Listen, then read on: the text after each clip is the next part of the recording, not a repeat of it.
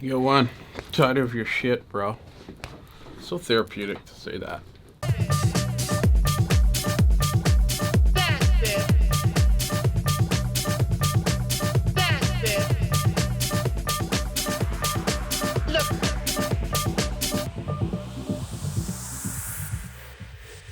What's up, fam? It's your boy Demuir here, purveyor of all sounds underground. Thank you for joining me on my YouTube channel today, where I'll be discussing and continuing our topic on the synths I've used and what and how I've used them on certain tracks. But before we jump into the details, what I need from you is that SLC. Hit subscribe, like, comment, and more importantly, hit the notifications bell to stay in touch with the new videos that we have up and coming. All right, so this time around, our featured synth will be the Deepmind 12 by Behringer.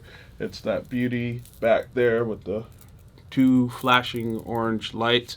It is an analog synth, and I use this predominantly on my From Black to Technicolor EPs on Music for Freaks. It was actually a full album, but Justin Harris, who runs the label, decided to break it up into two EPs, which was cool. It did relatively well. I wish it would have, I'm pretty certain it would have done better, just because it was just put in the wrong genre altogether. It was a complete mess that way. But it's great music. At the end of the day, I was happy to get this off. This EP was really inspired by my first visit to Ibiza DC-10. We hung out in the booth for a while, and I just remember being inspired by that visit because it was like all the same sounding, boring techno stuff I was hearing with no fucking soul component to it. Just to be very frank with you, it was just the same stuff over and over again. So, Sneak, Justin Harris, and I were walking through there, and I just left there thinking, gosh, like, there's got to be some soul we can put into this thing. And it wasn't just a DC-10 visit, it was other areas in Ibiza where it was supposed to be a techno or tech house jam, and it all just sounded the same, like completely soulless stuff. This is around 2016, 2017. And the EPs actually didn't come out until, I want to say, late 2017 and 2018. So anyway, I used that synth heavily, and I'm now going to jump into each of the songs that I used it on. All right, so first song that I remember vividly featuring the synth on was Bunnin' Trees in NYC. I wanted to make this very soulful and hard and techy at the same time. So the piece that made it very techy was this arpeggio that I created. Just cracked my damn knuckle there.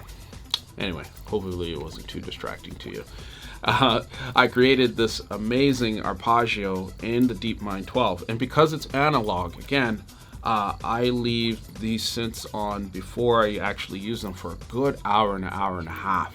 So it just, by this time when I was ready to use it, it sounded so rich. And I found the sound in there and I tweaked it.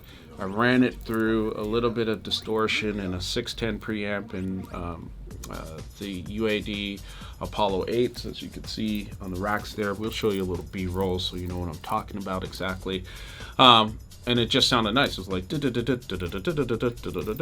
it's just running through so nicely that the whole song just came to me off of that one sound. Like everything with the harder snare and drums to the sub bass, the rough sub bass, just driving. And then, I sampled this comedian's voice, and he's just talking about bunning trees in NYC, man. It's just got a very strong warehouse techie feel. So that's that one. And the crazy thing is, I'd love to tell you which each of the sounds are, but there are so many sounds in the Deepmind 12.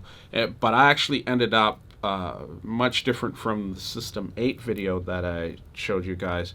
Where I just used a preset and did minor tweaks and it was good. In the Deepmind 12, I did a lot of tweaks. And it's to the point where I just would record the whole arpeggiated line or an acid line, sync it up to the tempo, and then throw it into the DAW. So that's Bunnin' Trees in NYC. That arpeggio is straight from the Deepmind 12. Dope track and sound. The next track up is Party. This was a big tune.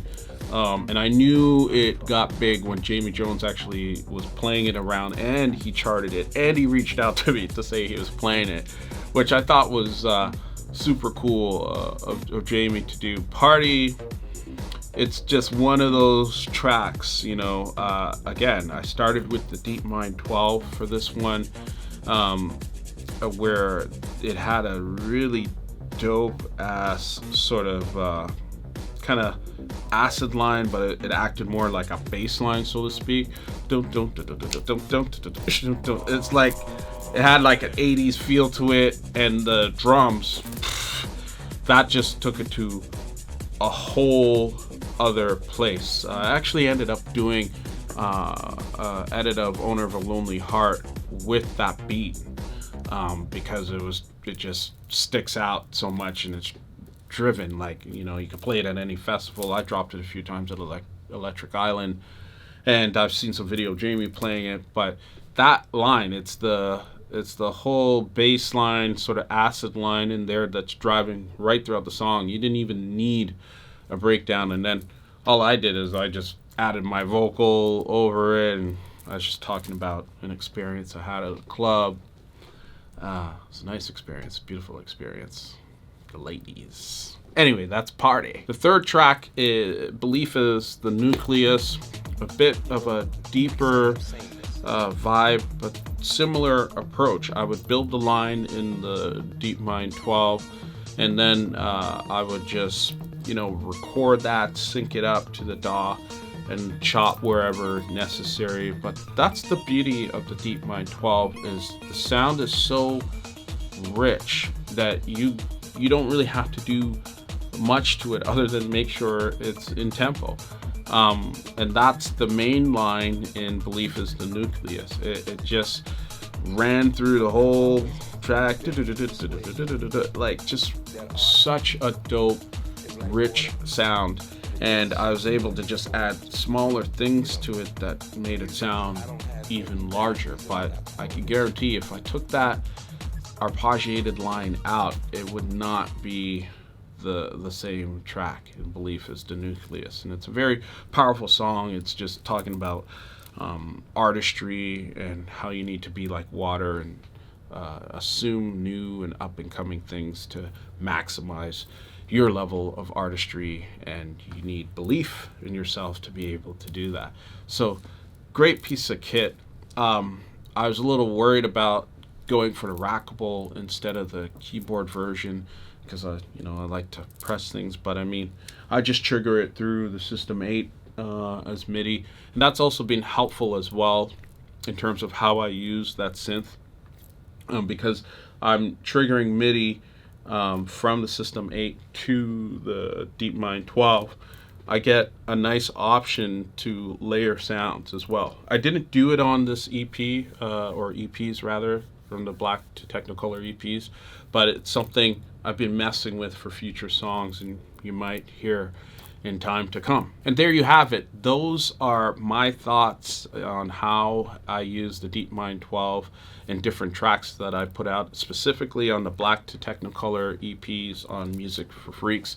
Let me know your thoughts on it. If you have a Deepmind 12, if you got any questions for me on it, I'd be happy to answer them. Just comment. I usually join a conversation within 48 hours of posting these videos, and it doesn't have to stop there. You can join my Discord channel, where there's a number of like-minded aspiring DJs and producers, as well as seasoned artists as well, I should say. We got Carlo Leo on the channel and some other dudes there, really great homies that join in a conversation from time to time. So I'd love to hear from you on this one. Much love and respect. Peace.